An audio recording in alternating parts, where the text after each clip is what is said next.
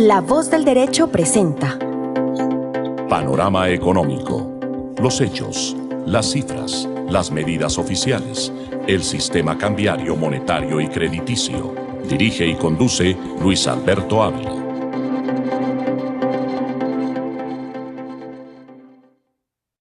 Muy buenas tardes, bienvenidos a Panorama Económico con la dirección general del doctor José Gregorio Hernández Galindo.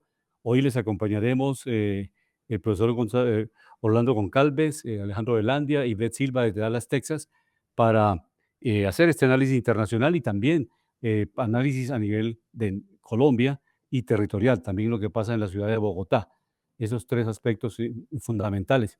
Iniciamos desde luego con lo más reciente realmente que hemos venido comentando con algunos amigos, con algunos analistas, es pues realmente una noticia que es escalofriante en el mundo, que es obviamente el ataque que hizo con 200 aviones Israel a Irán y la respuesta de Irán reciente, que pues obviamente también amenaza la posibilidad inminente, obviamente que ya tenemos todos los vestigios de una tercera guerra mundial, pero naturalmente ya si hay un movimiento o una acción nuclear de alguno de estos países, pues lamentablemente el mundo estará, pues obviamente, con el riesgo absoluto de la Tercera Guerra Mundial.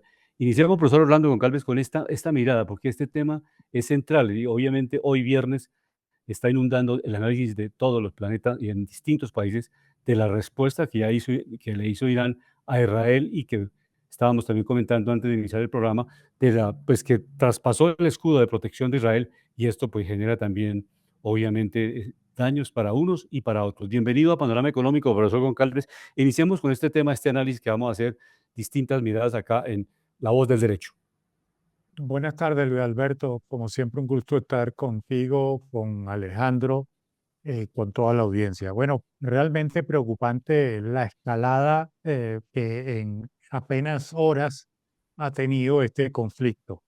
Israel tiene tiempo masacrando Gaza y arrasando con Gaza, tiene tiempo atacando el Líbano también y se fue sobre Irán ahora.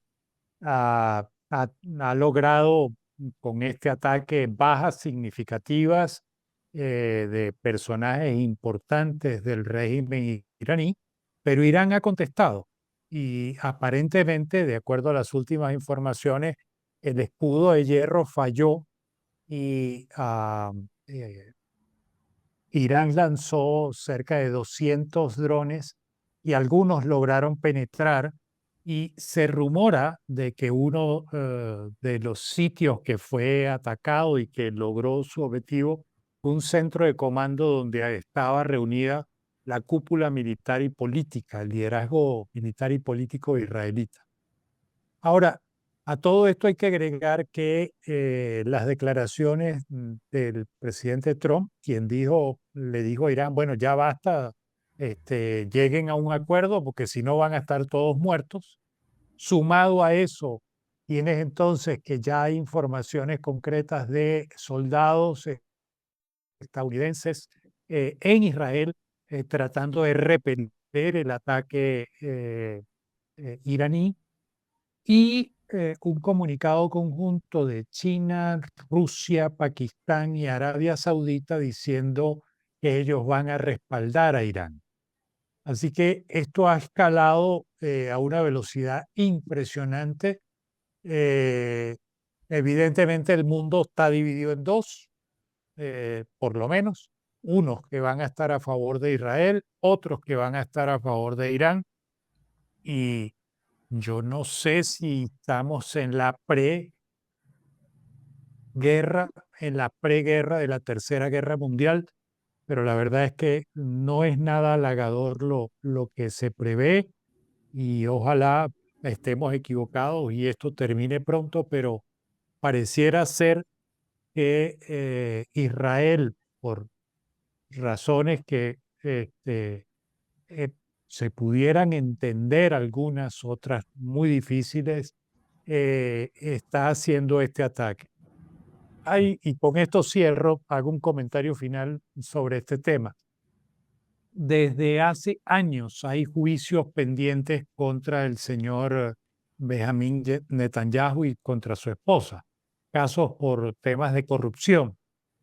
Cuando se atacó Gaza, estos juicios iban en orden ascendente y estaban llegando a las instancias ya de emitir sentencia. Cuando surge el ataque de Gaza a Israel y viene la respuesta y viene todo lo que hemos visto después, el ataque a Siria y a Líbano y ahora a Irán, pues bueno, estando en estado de guerra, todo eso quedó paralizado y el señor Netanyahu sigue al frente del poder.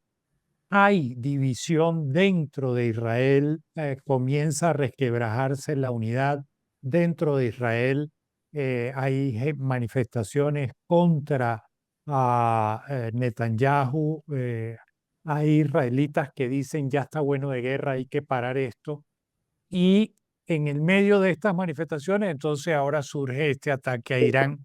No sé si el ataque a Irán responde más a temas políticos que a temas estratégicos, pero la realidad es que estamos en preguerra. Le damos la bienvenida a Ivette, que se encuentra en Dallas y que tiene un tiempo limitado para acompañarnos. Su mirada desde allá, desde Estados Unidos, en esta situación que estamos viviendo hoy viernes, 13 de junio del 2025, Irán y pues obviamente Israel y también el papel de Estados Unidos, el presidente Trump y su gobierno. Bienvenida a La Voz del Derecho, Ivette. Muy buena tarde. Placer acompañarlos. Es un honor estar y participar en este foro. Bien, ¿cuál es la perspectiva de Estados Unidos?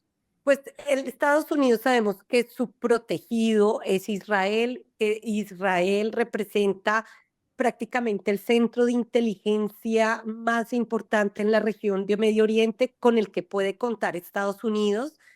La semana pasada pues esta semana salió justamente Zelensky diciendo que Rusia bombardó terriblemente Ucrania y que los ucranianos no pudieron contar con misiles porque la administración Donald Trump no cumplió con dárselos a Ucrania, sino para mandarlos a Medio Oriente. Esto comenzó a alertar mucho a muchas partes en este proceso. ¿Cuál es la visión? La visión es que realmente el proceso, como lo dice nuestro profesor, está muy delicado. Se habla de una guerra ya muy compleja, pero vale la pena entender también que Irán es un enemigo de Israel porque no quiere reconocer su existencia.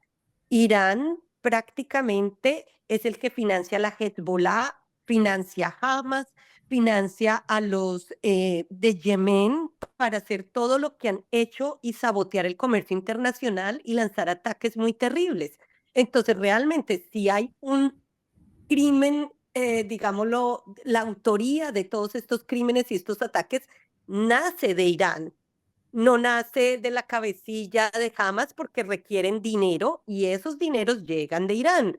No sale de la cabecilla de Hezbollah porque todo lo tienen que consultar con redes muy conectadas e interconectadas, una milicia completa en todo el territorio de Medio Oriente, gobernado por Irán, ¿correcto? Esta milicia es manejada por Irán.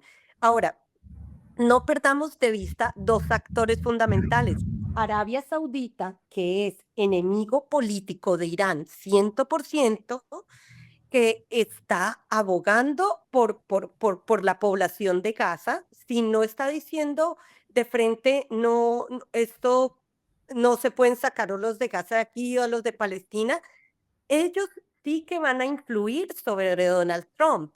Y he aquí que la posición de Donald Trump respecto de Israel puede ser muy ambivalente, porque entraron a jugar estos personajes que tienen toda la plata del mundo, que le regalaron avión a Donald Trump, que lo han atendido muy bien y que saben para qué es el dinero y el poder. Y están conquistando la voluntad de Donald Trump para que Donald Trump también tenga una posición diferente respecto de Israel, pero sí o sí, Irán sigue siendo tanto el enemigo de Israel como el enemigo de Arabia Saudita. No perdamos de vista que la fuerza de Irán, o sea, Estados Unidos ha hecho algo también poco sabio y es subestimar a Irán. Irán no es cualquier país. Irán es un país de científicos, de ingenieros. se subestimaba que no tuviera la tecnología de Irán y hace 2 años con los ataques de los misiles que llegaron hasta cruzaron la península de Yemen y llegaron a Israel, se dieron cuenta que Irán tenía mucho armamento, tanto armamento que provee drones para Rusia. Entonces la situación es muy compleja y Donald Trump necesita sí o sí paz porque hay intereses en conflictos donde si Estados Unidos llega a meterse directamente, no va a salir bien parado. Por eso la declaración de Marco Rubio de decir, nosotros no estamos ni aprobando, ni participando, ni tenemos una coautoría. Esto fue decisión de Israel. Estados Unidos quiere seguir con un convenio, pero realmente y desafortunadamente entiendo que llegaron a un punto de no negociación porque Donald Trump no quiere ver uranio, producción de uranio para plantas nucleares y Irán no va a negociar y a cederlo todo. Y este tema es trascendental y cubre desde luego los efectos que se están generando, que es el incremento del precio del petróleo en el mundo. Esto ha generado, hoy por lo menos se disparó el precio, sin entrar en particularidades, Alejandro, cuáles son los impactos en materias primas, en commodities, especialmente esto del gas, petróleo, que hoy estamos viendo indicadores, pues obviamente al alza, naturalmente, porque una guerra y una explosión en este Medio Oriente que hay, pues obviamente una cantidad grande de petróleo, esto ha llevado a que la caída de las bolsas de un lado a nivel global y segundo, el incremento del precio del petróleo. ¿Cómo se ve ese panorama económico ahí como efecto de esta situación política? Sí, muy buenas tardes a todos mis estimados colegas de mesa, mi estimado Luis Alberto Ávila, Orlando Goncalves, Ivette Silva, ingeniero de sonido Luis Daza y director José Gregorio Hernández Galindo. Estamos mirando y haciendo un análisis de todo. Esto tiene mucha complejidad, como lo hablábamos, porque es que unos son amigos, otros son enemigos y otros son amigos del enemigo. Esto en el caso, por ejemplo, de Irán. Irán no es muy amigo de Arabia Saudita, pero Arabia Saudita está defendiendo la posición también de muchos en el Líbano, también en la Franja de Gaza. Israel pienso que también se está defendiendo, pero no es la forma de hacerlo en este momento porque puede armar el conflicto o de los peores conflictos en el mundo. Recordemos que esta zona es de las más ricas a nivel global en energía. Arabia Saudita es de los grandes exportadores, es primer exportador de crudo, de energía, lo mismo que Qatar, que queda pegado, lo mismo que Bahrein, Emiratos Árabes Unidos, lo mismo que Irak, que es un vecino que queda arriba, lo mismo que Kuwait, lo mismo que Irán, que es otro gran productor y es el tercero o cuarto de reservas del mundo. Arabia Saudita es el segundo en reservas del mundo. Y Kuwait de Irak, Emiratos Árabes Unidos están dentro de los primeros puestos. Obviamente esto está haciendo subir el petróleo. Esto no le conviene ni a la economía de Europa, no le conviene ni a la economía de China, no le conviene a la economía de Estados Unidos, porque si se suben mucho los precios de la energía, pues obviamente se empieza a disparar inflación generalizada a nivel global. Y eso no le servirá a economías que vienen o ralentizadas o en poco crecimiento como la europea. Recordemos que Europa está en una guerra con Rusia, que era su gran proveedor de energía, una energía que le daba muy barato, que muchos no le agradecían, pero que muchos en el resultado empresarial están mirando toda la afectación. Miramos que la industria alemana ha sufrido mucho porque ya le toca comprar energía de países como Medio Oriente a un costo más elevado. Y a su vez hay unos que han ganado como China, que dice que ser muy buen amigo de Rusia, pero le compra sus energías 20% más baratas. Pues que esto pues deja mucho de pensar y desear que es un verdadero amigo. Entonces, en el tema también hay que mirar una cosa, que como Siria ya no es influencia de Irán, Irán está mirando a ver cómo se mueve, porque recordamos que uno de los socios fiables para Irán era Siria y también Irak. Ya al no tener influencia sobre Siria, pues el tema es complejo para los iraníes y ellos, así como lo decía Ivette y también el profesor Goncalves, están tratando de generar una posición de fuerza. Tanto Arabia Saudita tiene mucha fuerza y poder en la región, Irán también. Qatar era uno de los mediadores. Qatar le dijo precisamente a Donald Trump que hablara con Irán. Él dijo que iba a hablar con Irán, que quería que fuera un pueblo desarrollado, pero que no armas nucleares en esta zona, que no iba a permitir nada de esto. Pero recordemos que, por ejemplo, un vecino de Irán, que es Pakistán, tiene armas nucleares. Hace frontera y también Israel tiene armas nucleares. Por eso es importante que la ONU, en cabeza del Consejo de Seguridad, pues se pronuncien y hagan un paro a esto, porque la situación puede desencadenar una guerra más grave que la que puede existir entre Ucrania y Rusia. Perfecto. Y hacemos un viraje, profesor Goncalves, porque hay un tema bien interesante. Lo he venido, pues le seguimos la pista a esta elección popular de jueces en México. Y realmente para unos es obviamente romper ese esquema por el narcotráfico que obviamente tiene cooptado en algunos casos la justicia en los estados mexicanos. Para otros la elección popular se convierte en un riesgo porque también participan abogados o exabogados, asesores jurídicos de los capos y también pueden influir en las elecciones de jueces. Su punto de vista, ¿cuál es frente a esta situación? Porque hay la posibilidad, usted lo comentaba en alguno de sus escritos, que se irradia al resto esta tendencia, que otros países tomen el ejemplo de que los jueces también son elegidos popularmente para evitar esa cooptación, o sea que mi sobrino, mi primo, yo estoy en la corte, otro está en la procuraduría, otro está en la contraloría, y esa cooptación termina en unos grandes élites que terminan también cooptando toda la rama judicial. ¿Cómo se ve ese panorama jurídico en el caso de México?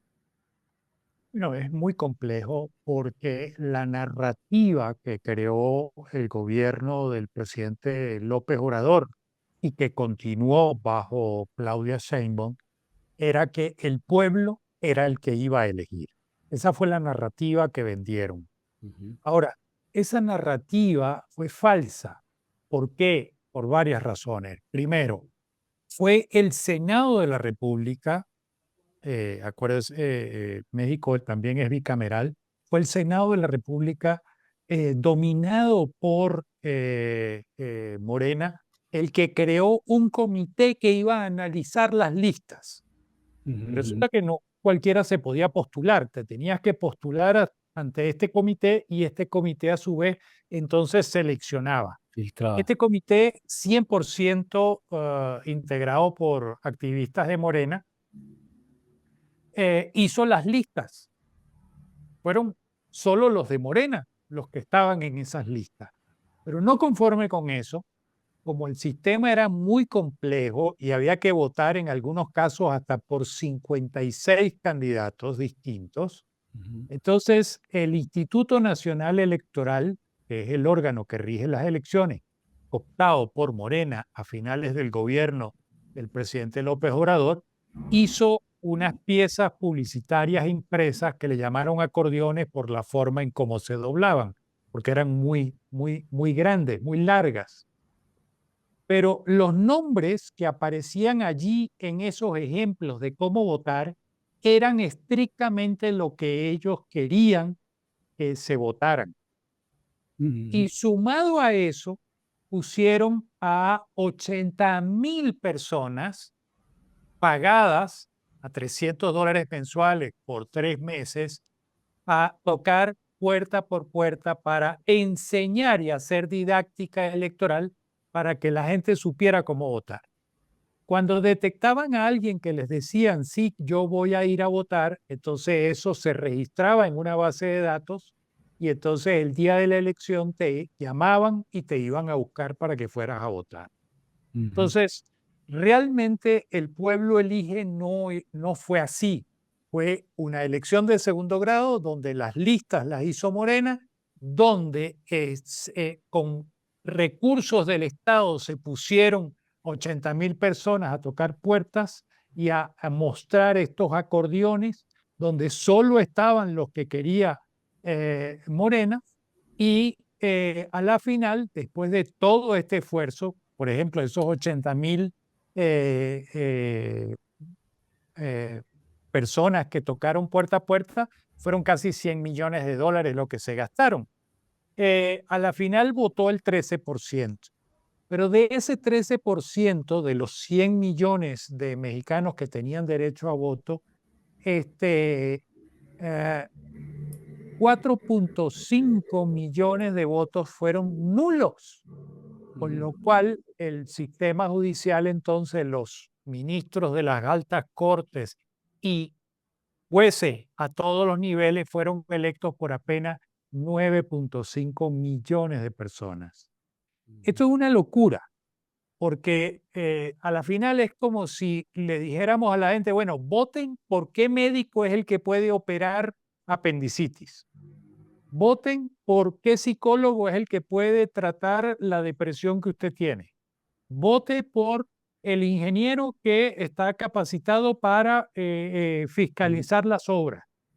O sea, esto no tiene ningún sentido, sobre todo porque no hubo un comité de ética que revisara las credenciales, que revisara la experiencia y que revisara la honorabilidad de la gente. Para inscribirse, tú solo tenías que hacer dos requisitos: ser abogado, y hago la acotación que en México hay 1.800 facultades de abogado, de abogacía. Bien hecho. Hay un cuento en México que dice que para ser abogado hay que cumplir dos requisitos: inscribirte en alguna de esas facultades y no morirte.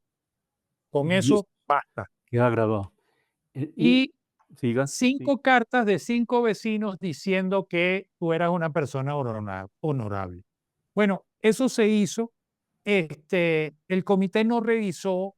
Distintos medios de comunicación social, opositores, generadores de opinión, alertaron de que hubo penetración de integrantes del narcotráfico de manera directa, de abogados especialistas en temas de narcotráfico, sobre todo en el estado de Tamaulipas, fue lo más dramático, y quedaron electos además.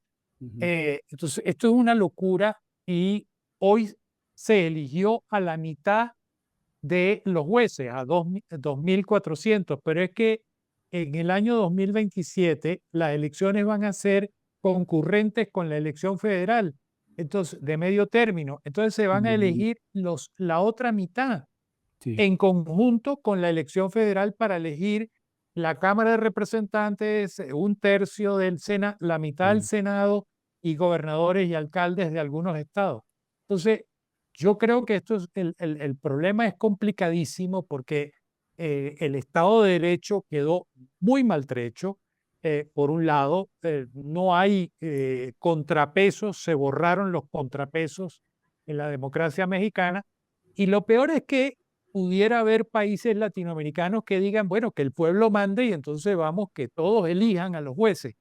Y reitero, es una locura porque no tienen basamento sobre la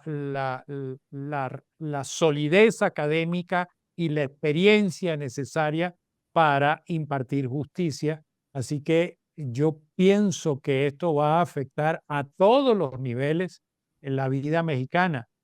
Porque, por ejemplo, ¿qué sucede si un empresario tiene una disputa con la gente de los impuestos? La va a perder. ¿Qué sucede si un empresario cualquiera hace una importación y un juez determina que no puede importar eso? ¿Qué sucede si yo escribo un artículo en el periódico y un juez dictamina que yo he ofendido, agredido a alguien? ¿Cómo me defiendo de ese sistema cooptado por un solo partido?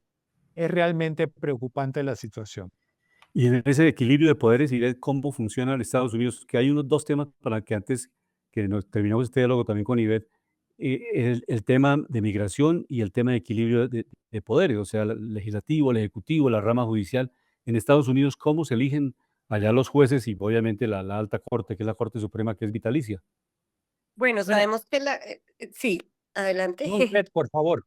No, profesor Goncalves, sabe más de autoridad, está bien, por favor. No, yo solo iba a comentar que en Estados Unidos se eligen algunos jueces, algunos por votación popular, y son jueces de municipios generalmente. Ujú. Todo lo demás, las altas cortes de los estados y la alta corte de la federación o del estado nacional, es un proceso complicado y es un proceso donde el legislativo tiene un gran peso, pero no hay elección directa. Y en Ujú. el caso de los fiscales, es en algunos estados donde se eligen a algunos fiscales, no en todos. Y lo que hizo México fue sencillamente, vamos a elegir todos porque el pueblo soberano es el que manda. Sí, esa es la gran... Adelante, Ivette. La diferencia aquí en Estados Unidos es que nunca los padres fundadores confiaron en el pueblo, ¿no? En lo que manda un pueblo. Entre menos elecciones populares directas hayan en Estados Unidos, mucho mejor porque son más los canales de control que pueden monitorear el ejercicio del poder. Y como bien lo decía el profesor Goncalves, definitivamente sí hay elección popular a nivel de primera instancia. Por ejemplo, primera instancia, cortes de primer grado, de proceso, de primera instancia. Ya lo que es apelaciones, no. Hay jueces de paz también que son nombrados popularmente, entran en el tarjetón. Cuando hay, por ejemplo, elecciones presidenciales en algunas instancias, ciertos estados incluyen en el tarjetón ciertos jueces, cierta nominación de jueces, pero en general el Congreso juega un gran rol en el monitoreo de estos jueces y tienen que tener por lo general no solamente eh, unos antecedentes, una experiencia profesional, incluso hasta académica algunas veces es muy valorada, pero también el carácter moral ha sido definitivo en el juzgamiento de todos estos jueces hasta este periodo presidencial, que están cambiando los criterios, pero digamos que siempre ha sido así. Y en materia migratoria, lo que me decías, Luis Alberto, lo tocamos rápidamente, pues los gobernadores de muchos estados, sobre todo los estados demócratas, se han reunido porque, claro, cuando se creó esta gran nación, fueron los Estados Unidos de América, ¿correcto? Y la intervención del gobierno federal, a la cual los republicanos siempre abogaron por reducción del gobierno federal en su mínima expresión, salvo casos de guerras con enemigos exteriores. ¿Qué es lo que pasa? Donald Trump, como ya lo sabemos, inició una estrategia muy impactante que es una alianza de todas las agencias de seguridad, FBI, DEA, antinarcóticos, Homeland Security, porque la fuerza de los oficiales de migración no alcanzaban para cubrir los objetivos que quiere Donald Trump para las deportaciones masivas. ¿Qué sucede? Donald Trump envía por 50 inmigrantes que iban a arrestar, desplaza 700 marines, 700 personas del Navy, manda Guardia Nacional para sentar la posición de que el presidente de la República de Estados Unidos tiene el dominio sobre estas fuerzas y sobre migración. Pero realmente, constitucionalmente hablando, es un dilema para la Corte Suprema de Justicia entrar a decidir esto. Él militariza un Estado sin solicitud, sin la aprobación, sin la aquiescencia del gobernador del estado de California. Y eso, si bien no sé porque no soy experta en constitucional en los Estados Unidos, pero sí en los fundamentos del derecho, raya con los fundamentos del derecho definitivamente. Em, Esto va a ser muy importante de ahora en adelante si la Corte Suprema de Justicia entra a decidir. Me temo que la Corte Suprema de Justicia no va a decidir y simplemente va a decir el presidente tiene autonomía sobre la Guardia Nacional, sobre estas, y no creo que le ponga límites en este sentido la Corte a Donald Trump, porque de por medio está en la materia migratoria, donde el Ejecutivo también tiene una gran amplitud de facultades, sino el 97%. Pero Perfecto. un comentario Adelante, profesor Goncalves. Siga, adelante. gravísimo también la situación del gobernador DeSantis de la Florida, que ayer declaró que a partir de ahora es legal que tú atropelles a los manifestantes si te rodean tu carro. O Terrible, sea, sí. me parece que esto está llegando a niveles inconcebibles y peligrosos. Así es. Desbordamiento. Así Adelante, hay Alejandro. algo que quería precisamente hacer un análisis y una opinión también, que obviamente el orden es necesario, es importante, y si nosotros vimos todo el informe de Los Ángeles, lo que estaba pasando, hubo mucho saqueo, mucho robo, mucha alteración del orden público, Y una cosa son los derechos y otra cosa es atropellar los derechos de los demás, que es importante. No sé si muchos han visto los saqueos que hacen muchas comunidades, entran a los almacenes, roban, los guardias no les pueden decir nada y se llevan una cantidad de cosas. Entonces el orden siempre es muy importante. Sobre el tema de la ley es muy importante el tema de la protección, pero es importante el tema también que haya un orden constitucional, que haya un orden que proteja a Estados Unidos. Y en lo que hablaba Ivette me parece interesante y eso quería hacer una interlocución con profesor Goncalves a ver qué opina, haciendo un paralelo con Venezuela, porque los países, yo lo he dicho, los países con democracia, la democracia es muy buena y es muy bonita, pero cuando un país tiene mucha ignorancia, decide y vota mal. Por eso muchos países llegan a la inviabilidad, se rompen siendo ricos, teniendo mucho por delante. Entonces me parece que esta fue una estrategia que de pronto fue muy bien armada y eso que lo hicieron hace muchísimos años, de cuidar a esa nación y de tratarle de darle vida a futuro y de sostenerla y mantenerla. Y hablando del paralelo de Venezuela, ¿por qué? Venezuela tenía todo para ser una gran nación. Venezuela tenía todo para ser una nación que compita con Arabia Saudita, con Emiratos Árabes Unidos, con las naciones más desarrolladas porque está sentada en un mar de energía, en un activo que es de los más valiosos del mundo. Entonces, ¿cómo integrar precisamente el tema de leyes, el tema de orden, pero el tema también en que la gente sepa decidir? Porque si la gente no está bien formada, no está bien educada, si no saben cómo funcionan los temas económicos, si no sabe qué es lo que, o sea, si no estudiamos, por ejemplo, los países que nos demuestran resultados a través del buen uso de su riqueza, pues por eso es que se llega a la inviabilidad, ¿no? Mira, coincido plenamente contigo. Ahí el problema fundamental que tenemos es cuando las acciones de gobierno y las leyes se hacen con carga ideológica o por interés partidista particular. Y eso es lo que está destruyendo a los países y eso es, y no solo Venezuela, buena parte de los países de Latinoamérica. Hay países en Europa donde también comienzan a haber exabruptos en los temas legales eh, y estamos viendo cosas muy locas. Te pongo el ejemplo. En Portugal acaba de haber una elección, el Partido Socialista pasó a tercer lugar y el partido de ultraderecha llamado Chega, que significa basta, llegó de segundo. Pero en votos quedaron muy cerca el Partido Socialista y Chega. Pero Chega supera al Partido Socialista por los votos en el extranjero.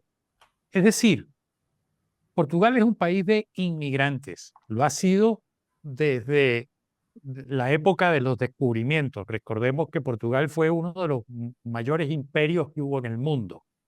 Y tuvo colonias en América, en África, en Asia. Eh, Portugal ha sido un país de inmigrantes desde todo el siglo pasado y este siglo. Y quienes le dieron los votos a Chega, un partido anti-inmigrante, anti-europeísta, fue precisamente los portugueses que están en el extranjero. Es decir, yo, portugués inmigrante, voto por un partido anti-inmigrante. Es algo así como si las cucarachas votaran por el insecticida. Es el mismo ejemplo, la cucaracha votando por el insecticida. Entonces, estamos viendo esas anomalías en muchos países. Lo de Venezuela es una desgracia total y absoluta. Uno, por el régimen, dos, por la carga ideológica, que ya dejó de ser ideológica y ahora es simplemente de composición de poder, de cómo me aferro al poder y cómo lo controlo. Tres, por una oposición absolutamente fragmentada, donde los egos matan cualquier cosa que se quiera hacer y los egos han imperado y han hecho que en 25 años hayan cometido error tras error, tras error, tras error, y hoy nos tienen aquí en la situación que tenemos. Y en el caso de los Estados Unidos, pues ves cómo un presidente que tiene una concepción que tiene unas ideas, nos guste o no nos guste, estemos a favor o estemos en contra, son sus ideas, pero hay otra parte que se está oponiendo. ¿Dónde veo el peligro? En que ambas partes se están elevando el tono. Yo entiendo y acepto y justifico la protesta, no la violencia, no el saqueo. Y entiendo que el presidente Trump quiera poner orden, pero también de manera desmedida, como bien lo planteó Ivette, es un peligro. Entonces, esta escalada de yo puedo más que tú, y entonces el gobernador de DeSantis aprueba, es legal atropellar a los manifestantes si te rodean, y entonces el gobernador de California dice, si tú tienes los pantalones, ven y me arrestas tú a mí aquí. Yo creo que eso en nada ayuda a los problemas ciudadanos y eso no va a resolver los problemas ciudadanos ni de los norteamericanos, ni en la escalada que ha tenido los discursos en Venezuela y ni en la escalada de los discursos de oposición y de gobierno en Colombia. Tampoco van a resolver los problemas ciudadanos, pero es la tendencia que vemos a nivel mundial. Bueno, el caso de hoy, pues, de Israel atacando a Irán. O sea, ya había atacado a Gaza, ya había atacado el Líbano, ya había atacado a Siria y ahora se mete con Irán. Bueno, y luego entonces sale el presidente Trump a decir, bueno, los iraníes tienen que entender, o llegan a un acuerdo o van a estar todos muertos. Creo que eso tampoco ayuda a la diplomacia y a resolver problemas. Pero bueno, es lo que hay. Profesor González, dos puntos aquí interesantes para ahondar el tema y para abrirlo más. Uno, ¿usted qué opina de lo que estábamos hablando también el tema de México? ¿Qué tan sano es, qué tan importante es que, pues yo le veo sus puntos positivos a que se elijan precisamente las personas que manejan el sistema judicial, que no entren ahí ni por palancas políticas, ni por amiguismos, ni por otras cosas, sino porque sea gente muy ética, que de verdad la gente los conozca, que de verdad ellos también tomen un rol, no de ser jueces fuertes, sino de ayudar a que el país evolucione, pero con un orden. ¿Qué tan importante es que, por ejemplo, se vote por magistrados, se vote por jueces y por fiscales? ¿Cómo lo ve usted en ese grado de importancia y en ese grado de bienestar que se podría generar para la población? Y por otro lado, pues redondeando el tema de los Estados Unidos y el orden y el Medio Oriente, a mí me parece que Israel sí cometió un acto muy delicado, muy grave, que hasta Estados Unidos no está contento con eso, porque se puede desordenar el planeta. Lo repetía, esto es una zona que es vital para el planeta. A esta zona provee de la mayor parte de energía a todo el mundo. Pero profesor Goncalves, un segundito, dos respuestas interesantísimas, pero yo quisiera que escucháramos que está desde Los Ángeles, California, Jimena Charri, que nos va a comentar para tener otra mirada, porque allá en Los Ángeles ha habido muchas manifestaciones y es interesante enriquecer este análisis que estamos haciendo con esa mirada de allá desde Los Ángeles y sigue después el profesor Goncalves con este análisis también muy interesante, la respuesta de Alejandro. Adelante, bienvenida Jimena a La Voz del Derecho.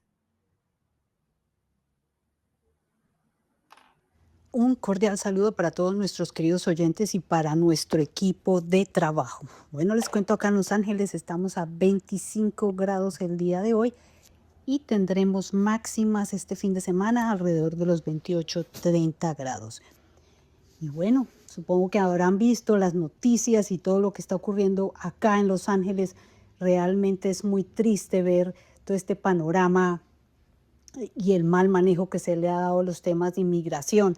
Realmente es muy triste saber, por ejemplo, que muchas familias con miedo no podrán asistir al grado de sus hijos, tanto en universidades como en colegios. Este panorama realmente es muy, muy devastador, el ver cómo se están separando familias. Y es decir, sí es cierto que cruzar las fronteras de forma ilegal es algo que no es permitido y desde luego eso se entiende cuando hablamos de la soberanía de un país y que hay que respetar las reglas. Eso es cierto, pero las circunstancias y las guerras constantes, sobre todo en nuestros países, pues hacen que las personas arriesguen todo con tal de tener una mejor oportunidad. Desde luego hay muchas personas que han llegado acá a ser a cometer delitos y son ellos los que deben ser sacados del país, pero las personas honestas, las personas honradas que han pagado impuestos por tantos años, que han contribuido a la economía de este país, porque no hay que olvidar que todos los trabajos que los ciudadanos estadounidenses no quieren realizar, pues son los inmigrantes quienes cumplen con estas labores diarias. Por ejemplo, cuidar a los niños, limpiar casas, las personas que están en la construcción, los que trabajan en agricultura, los que trabajan en las fábricas textiles. Es decir, esta economía se mueve, más allá del 50% es gracias al trabajo que hacen los inmigrantes. Ahora, sí es cierto que deberían, y eso ha sido un compromiso que le han criticado al expresidente Joe Biden, de no haberles arreglado su estatus migratorio, sobre todo personas que llevan 30 años acá que no han podido arreglarlo. Esto es una crítica fuerte que le hicieron al presidente Joe Biden. Yo recuerdo incluso que decían que en vez de dejar que entrara tantas personas con el TPS, lo que ha debido es cambiar el estatus migratorio a estas personas que, como lo mencioné anteriormente, han contribuido a la economía de este país. Y si lo miramos ahorita, las cifras por ejemplo, en economías como la construcción, pues están bajísimas, porque ¿quiénes son las personas que trabajan en la construcción en este país? En la parte eléctrica. Recuerden que el año pasado hicimos un programa en donde las cifras eran muy bajas precisamente porque no hay suficiente personal para cumplir con todas estas actividades como la construcción. ¿Se imaginan ahorita cómo van a estar las cifras? Pues van a estar por el suelo, y esto desde luego va a generar unos problemas económicos muy fuertes que Alejandro desde luego nos puede como contar un poco más sobre ello. Pero no olvidemos, y lo hemos mencionado también antes, que la confianza es primordial para el tema de los mercados. ¿Cómo va a generar confianza en este momento Estados Unidos con todos estos problemas y con el fuerte ataque a los inmigrantes? Algo más, y esto es algo muy triste, y es ver que la persecución pareciera que fuera contra los latinos, porque si ustedes miran las noticias, no hemos visto que la persecución o que estén detrás de personas de otras procedencias de otros países, realmente ha sido contra los latinos. Y una pregunta que me hago yo: ¿están contentos quienes votaron por el presidente Donald Trump sabiendo que esto iba a ocurrir? Porque esta es una promesa de campaña, o sea, esto no es ninguna sorpresa para los votantes, esto es algo que él dijo que lo iba a hacer y lo está haciendo. Me pregunto yo si están contentos de ver las noticias y de ver cómo se separan las familias por no tener un estatus migratorio, y como lo mencioné anteriormente, sí se tiene que ir, por lo menos los del Tren de Aragua y muchas bandas delincuenciales que han llegado a Estados Unidos, claro que sí, son ellas las que tienen que irse, pero las personas que día a día con esfuerzo contribuyen para la economía de este país, para que este país sea el gran país que es, pues no es aceptable lo que está ocurriendo. Les cuento, el día de ayer, en la ciudad donde yo vivo, hicieron fuertes manifestaciones, afortunadamente fueron pacíficas, pero nuevamente lo que piden todas las comunidades latinas específicamente es que cese un poco esta persecución de inmigrantes, que cese por lo menos unos días mientras se llegan a algunos acuerdos, sobre todo en los cuales ojalá haya una voluntad por parte de la administración para mirar caso a caso y mirar cómo se puede cambiar el estatus de las personas que en este momento no tienen un estatus migratorio definido. Eso les cuento, espero que esta situación mejore, y sobre todo para todos quienes votaron por el presidente Donald Trump, pues ya estén contentos con estas medidas, pero ya es tiempo de detener un poco esta situación. Realmente es caótica. Hay toque de queda en el centro de Los Ángeles, afortunadamente en la ciudad donde yo estoy no, pero manifestaciones por la autopista, y esto desde luego genera un caos en el cual llegamos tarde a los trabajos, genera desconfianza, genera miedo. Y yo les pregunto, ¿quiénes van a ir al supermercado a hacer compras? ¿Quiénes van a ir a un centro comercial? ¿Quiénes van a ir a un restaurante? Es decir, la economía va a llegar a un punto en donde nadie va a ir a comprar. Entonces, ¿qué va a pasar si sabemos que este es un país netamente consumista? ¿Quiénes son los que van a estas empresas? La gran mayoría son inmigrantes. Luego las empresas van a sentir fuertemente que las ventas van a bajar y de hecho están bajando porque ustedes van a los centros comerciales, van a restaurantes y se ven que no hay tanta gente. Y antes, no olvidemos esto, ¿quiénes son los meseros? ¿Quiénes son las personas que venden? ¿Quiénes son las personas que siempre hacen estos trabajos que nadie más quiere hacer? Los inmigrantes. Entonces, este es un golpe muy fuerte para la economía y seguramente las empresas, las grandes empresas, muchas de ellas que fueron las que ayudaron a la campaña del presidente Donald Trump, pues lo van a sentir. Esperemos que esto ocurra pronto, con eso las medidas se toman a tiempo y evitamos esta situación tan supremamente de incertidumbre que se está viviendo no solamente acá en Los Ángeles, sino en todo el país. El miedo y los ojos de personas que están absolutamente aterradas en sus casas, pero que a su vez tienen que salir a trabajar porque entonces cómo viven es realmente un panorama devastador. Espero pues. Hay algo que quería argumentar y me parece interesante este análisis que hizo Jimena. Y esto tiene varias aristas, pero es que yo no sé, los que hemos viajado, creo que ustedes dos también han viajado a Estados Unidos, hemos visto cómo se desordenó Estados Unidos con la mala migración. Yo personalmente decía, ¿cómo se metieron estas personas acá? ¿Cómo pueden permanecer acá? Porque se estaban formando cinturones, pueblos, donde era muy peligroso entrar. Los que han estado cerca de New Jersey, los que han estado en las ciudades principales como Nueva York, Los Ángeles, San Francisco, Miami, Boston, Chicago, Washington, muchas ciudades muestran muchos problemas de migración. Si vamos a mirar las estaciones de los metro, eran llenos casi que, obviamente esto lo digo sin discriminación, pero eran descomposición social muy grande, mucha drogadicción, mucho maltrato a las instituciones públicas. Eso hablando de los servicios públicos, me refiero a estaciones de metro, me refiero a estaciones de buses, estaciones de trenes. O sea, una descomposición muy grande.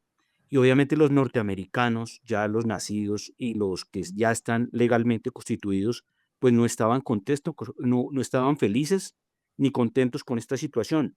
Entonces lo que decía Jimena me pareció interesante en el análisis, que por qué dejaron pasar tanto migrante en la forma que no era legal, en la forma que no era ordenada. Cuando una persona no tiene orden en su mente, pues obviamente llega un sistema y va a tratar de irrumpir. No va a llegar a acomodarse a las leyes, a las costumbres, a la cultura, sino va a llegar a quebrar el sistema. Y por eso es que muchas personas eligieron a Trump, porque querían realmente un cambio. Y hay algo que hay que mirar acá que es importante, que es la preservación del orden público. O sea, muchos podemos estar descontentos en nuestros países con muchas cosas, pero la forma no es violar los derechos del otro, romper las propiedades públicas o dañar las propiedades del otro. Es muy Ok. importante mirar esto. Y una solución acá, el tema de la migración legal. O sea, si a todos les piden legalidad, ¿por qué a unos les dan ese permiso de la ilegalidad y al otro sí se le exige la legalidad? Profesor Goncalves, ahora sí tenemos varias inquietudes que estaban pendientes de sus respuestas. Bueno, el tema de la elección de los jueces, yo mantengo mi tesis de que es un error. Es un error porque la campaña es perfectamente manipulable. El caso de México lo demostró. No hay país en el mundo que elija por votación directa a los magistrados de las altas cortes. Eh, lo que habría que hacer es establecer controles y contrapesos para que la manera de designación y de elección de los magistrados de las altas cortes pues tenga equilibrio y tenga imparcialidad. Hacer una elección popular, reitero el ejemplo, votemos por los médicos que pueden operar apendicitis. Votemos por el ingeniero que pueda supervisar las obras. Votemos por el odontólogo que pueda hacer endodoncia o reparar caries. Realmente me parece que es un exabrupto y que no podemos llegar ahí. Coincido con el planteamiento de la legalidad de quienes ingresan a otro país y de el derecho pleno que tiene cualquier país de defender sus fronteras y de defender quienes ingresan y quienes no. Eso es absolutamente indiscutible. creo que lo que está en discusión en el mundo es la forma como lo están haciendo, la violencia que están usando. Eso quizás no sea lo más adecuado. La narrativa del Tren de Aragua es una narrativa que es absolutamente falso, porque es cierto que había algunos integrantes, pero tratemos de dimensionar. O sea, si fueran todos los que han dicho, el Tren de Aragua es la mega super banda del mundo. No hay nadie superior a ellos. Eso no es así. De hecho, de los 280 venezolanos que enviaron ilegalmente a El Salvador, porque también hay que decirlo, 180 de ellos no tenían ni siquiera una multa de tránsito. Ujú. Ni siquiera una multa de tránsito. Entonces, reitero, Estados Unidos y cualquier país tiene derecho pleno a proteger su frontera y a decir quién entra y quién no entra. El tema está en la forma como están atacando el problema, uno. Y dos, yo no creo que esto sea sostenible en el tiempo, porque si la meta es sacar a 11 millones de ilegales que tiene, de personas que no están en un estatus legal, eso cuesta un montón de dinero. Y Ujú. eso no hay manera de hacerlo. Fíjate, vamos a mandar a la gente a Guantánamo. Bueno, ¿y qué pasó? No mandaron a nadie a Guantánamo cuando sacaron las cuentas y vieron lo caro que era enviar a la gente y mantenerlos allá. Profesor Goncalves, algo que le iba a preguntar y algo que pasó, como lo comentaba Jimena, en las administraciones de Barack Obama, aunque Barack Obama devolvió, creo que fue el presidente que más devolvió personas, ¿no? Ujú. Devolvió Sí, migrantes. sí, sí. ¿Es Más de correcto? 4.000, si no estoy mal, son 4 millones. Pero yo digo, es que esto tiene su vicio. No sé si ustedes se han dado cuenta que algunos demócratas u otras personas dejan hacer esto ¿para qué? Para que el empresario le pague al migrante por debajo de lo legal también, ¿sí? Entonces, si nos damos cuenta que hay un vicio y hay un vicio de explotación también sobre el ser humano. Ujú, ujú. Hay un vicio, pero no es demócrata, es bipartidista el vicio, porque el tema de la Todo. migración de los Estados Unidos tiene años. Sí, Y sí. los dos grandes partidos, demócrata y republicano, han tenido que tener los pantalones y la altura y la madurez para ponerse de acuerdo, como se ponen en muchos temas estratégicos, y la migración definitivamente es un tema estratégico y un tema de seguridad de Estado. Oiga, vamos a poner orden en esto y hagamos que esto funcione. Tienen que Pero ser usted sí los se da dos. cuenta, Y el problema es que ninguno de los dos se ha puesto Ujú. de acuerdo. Sí, no usted había sí un se da consenso cuenta, para hacer un usted sí se estatuto da cuenta que migratorio. prefieren, usted sí se da cuenta que prefieren la ilegalidad a la legalidad. ¿Por qué? Porque esto obviamente genera ese vicio para que los empresarios puedan contratar por debajo de lo legal, o sea, más barato. Y Larry, muchos empresarios de la construcción, querido Alejandro, utilizan la mano de obra inmigrante ilegalmente y después de cierto tiempo antes los denuncian para que los sancionen y los expulsen, una vez que ya los han utilizado. Entonces, de ¿No todas nos damos maneras, cuenta que el vicio de dónde viene? no De hay, ese no hay, político no que hay no hace filtro. bien la ley, el desorden. Sí, de acuerdo. Estamos ya llegando, nos queda un minutico. Hay muchos temas pendientes, profesor González, realmente, porque aquí en Colombia, por ejemplo, el equilibrio de poderes también, inclusive teníamos hoy la posibilidad de hablar con el presidente de la Corte Constitucional, los abogados que defienden también aquí una consulta popular, que pues ya se decretó. En fin, hay enfoques jurídicos importantes sobre la defensa, obviamente, de un lado del decreto que expidió la presidencia de la República, de otro lado la factibilidad que Colombia tenga una constituyente a futuro, pero no que la haga este gobierno, sino el siguiente. En fin, hay muchos conceptos, el concepto del exfiscal Eduardo Montealegre, el concepto del abogado Mauricio Gaona, que es obviamente el hijo del magistrado Gaona que murió en el Palacio de Justicia, pero hay muchos temas que nos quedan pendientes. Pero cerremos, profesor Goncalves, sobre este tema. ¿Qué salidas tenemos entonces para que obviamente por lo menos mejoremos la justicia y mejoremos la participación real de que la justicia no se politice y que obviamente haya separación de poderes? O sea, el Ejecutivo trabaje en la gestión de gobierno, el Legislativo pues en el diseño de las leyes y la justicia desde luego en ese control y en ese cumplimiento de todos estos decretos, normas, procedimientos que el Estado tiene que cumplirse por toda la sociedad.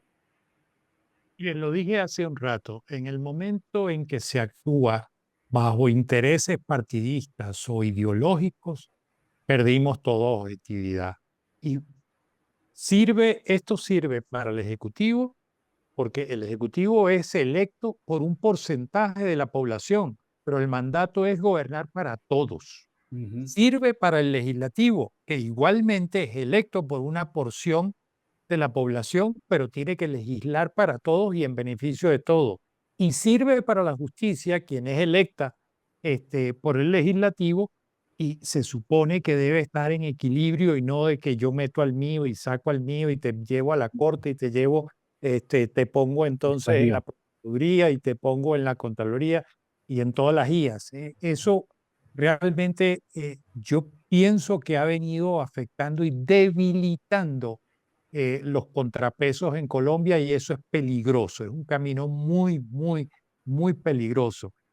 Y esto no es solo del tema del presidente Petro, esto tiene historia, lamentablemente, esto viene arrastrándose estas circunstancias, y eso creo que los ciudadanos tienen que pararse y ponerle un parado a los políticos y decirle, oiga, o hacen las cosas como Dios manda o se van.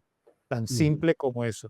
Porque además, en el fondo, ¿quiénes los eligen? Los eligen los ciudadanos. Entonces los ciudadanos se quejan, pero los ciudadanos, aparte de quejarse y aparte de votar, deberían, y esto lo hemos hablado muchas veces, hacer Contraloría Social y estar sobre sus gobernantes para que esto no suceda. Profesor Goncalves, muchas gracias y esperamos encontrarnos próximamente en otros programas de Panorama Económico. Alejandro, muchas gracias. Gracias a ustedes y un gusto. A nivel de orden internacional, que es positiva noticia para Estados Unidos, vemos que la inflación, último dato registrado, que ya se acerca a la meta, que es algo muy bueno para el gobierno, es del 2.4. Los mercados tenían una provisión del 2.5. La noticia fue mejor de lo que se esperaba en el mercado. Y otra noticia muy positiva es que en las negociaciones entre el presidente Donald Trump y Xi Jinping, entre Estados Unidos y China, ya están cerrando y concretando los acuerdos con un beneficio para los Estados Unidos en el tema arancelario para reequilibrar la balanza comercial. Eso, y no estamos de acuerdo en algunos temas, por ejemplo, con el presidente Trump, pero algo que le admiro al presidente Trump es que le está pidiendo a la Reserva Federal que baje la tasa de interés para seguir reactivando la economía, porque la inflación, como dice Alejandro, se está comportando muy bien. Muy amables por habernos seguido hoy en Panorama Económico, con la dirección general del doctor José Gregorio Hernández Galindo. Hoy participamos en el programa el profesor Orlando Goncalves, Ivette Silva, Jimena Charri, Alejandro Velandia, Alberto Ávila y en el control máster el ingeniero sonido Luis Daza. Nos vemos, nos escuchamos la próxima semana. La Voz del Derecho presentó Panorama Económico. Los hechos, las cifras, las medidas oficiales, el sistema cambiario, monetario y crediticio, la agricultura, la industria, en La Voz del Derecho.